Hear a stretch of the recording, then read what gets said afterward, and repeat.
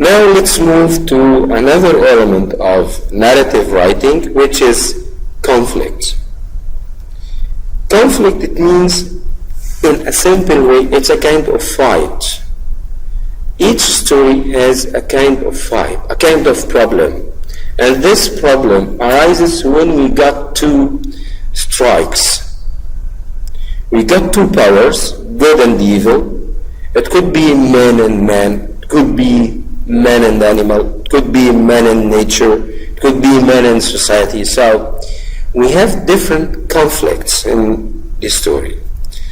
So the problem that must be overcome or resolved, that the reader will not left hanging. So we got a problem, and this problem, it could be formed in a person versus himself, a person versus person, a person against the society, a person against the machine or technology, a person versus nature.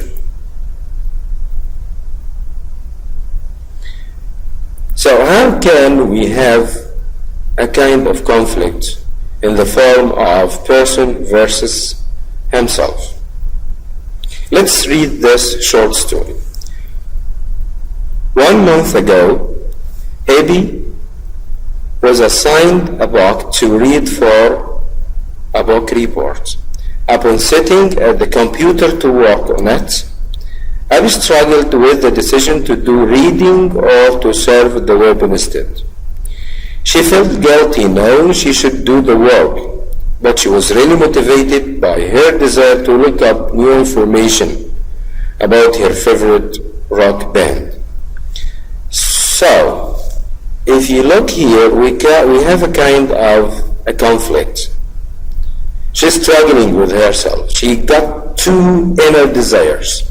One desire to just go on with her task or homework. The other one is to solve the net. So we got the conflict, this kind of inner conflict inside one person.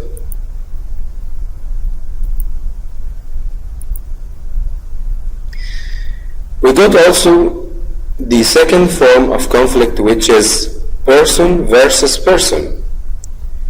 Abby and her best friend Megan are working together on a group project. Abby did not do any work, leaving it all for Megan to do. When the girls get together to do the project, Megan finds out Abby didn't do any work. She becomes angry, yells at Abby, and storms out of the room. Here we got a kind of conflict between two people, two girls, okay, because both of them should accomplish a kind of task or a part of the project, but once one of them neglected her task, the other became very angry. So here the conflict is very clear between two people. Let's move to the next one, which is person versus the society. This happens really when we have someone who is against the norms of the society, like he is not with traditions, he is not with the customs of the society, or he got a problem facing people in the society. We have here person versus society. Abby needs to go to the library to begin working on her project. When she arrives, she finds out that Genevieve, under the age of 18, can't enter the library without appearing. Her mom is at work. Abby is mad about this thing. Totally out of her control, she writes a letter to the library expressing her disgust. So here she is against the norms of the society, because she's not allowed, because she's very young, to enter the society, to enter the library without appearing. So here the conflict is between a girl and the society, the rules of the society. Okay, here we have the next form of this conflict, person versus nature. So if you are in the desert, in the forest, or you are facing some natural thing, so here you got a conflict with nature. Abby tries to remember exactly where she left her book for the report. She remembers that she was sitting on a bench outside of her house, so she returns to that spot. She finds it. However, it had rained the night before, and the book is trampled. Okay, what does it mean here? She looked, or she left her book, okay, outside, and then when she comes later to just look for the book, she found, okay, the book was shrugged into pieces, okay, it was shambles, because it was raining over the book. So here, the conflict is between here and the nature, here and the rain. How come the rain comes on her book? So she's angry at the nature. She's angry because it rained over her book. So we got a lot of examples, okay, concerning the conflict between people and nature. Let's move to the next one. What is a theme? It means the message revealed in the story. Okay, for example, we call it, in other words, the moral. Okay, after you finish reading a story or after watching a movie, you just ask yourself, what is the lesson that I learned from that story? What kind of advice that I got from the story? It may be directly stated like in a fable where the moral is told at the conclusion. It may be indirect, leaving the reader to decide the story's message. So sometimes you got it very clear at the end of the story, so you got the message written clearly.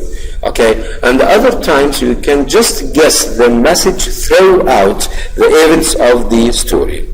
There can be more than one theme for a narrative. So here we don't have specific message for each story. Each story can have a lot of themes, a lot of messages, a lot of morals. Let's move to the next part. Who is telling the story? Okay, we call that the narrator, and we got two kinds of narrator really. The first person point of view, and how can you just know this is the first point of view or the first person narrator? Just by using I or we. So if the writer is talking about himself or talking about themselves, so we are calling them the first person narrator. We got an example here. I will never forget that day that my hamster died. Okay. Now let's move to the second type of narrator, which is third person point of view, or we call it limited.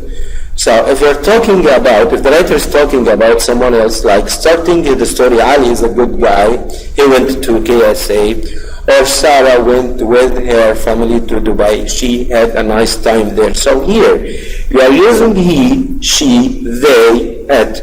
So here you are using the third person point of view in narrating your story. Okay? We got here some examples. Okay? Readers must get the feeling of the characters by their action words. Example, he bounded his fist against the wall on the screen, let me out. Okay. Let's move to the next one. Okay, the third person point of view, like using he or she or they. Okay. Okay. Now you got to answer 5WH question. Who will be in the narrative? Where will the narrative take place? Who will the characters do? Why will the characters do what they do? And what is the narrative about? And when will the event happen? And how will the conflict be resolved? Okay, also we got to talk about the sensory imagery. It means that using the five senses when writing a narrative helps the reader to picture and feel what is going on. Describe what you see, hear, taste, touch, smell that makes your reader become involved in the story. What is really surprising about using the senses in writing a narrative, you just get the reader involved in your story. So you are using smelling, you are using touching, you are using seeing, hearing. Okay, so using these senses makes your reader get involved in your story, and he can imagine, he can even smell the same smell, he can have the same feeling of touch, he can just feel everything with his own five senses.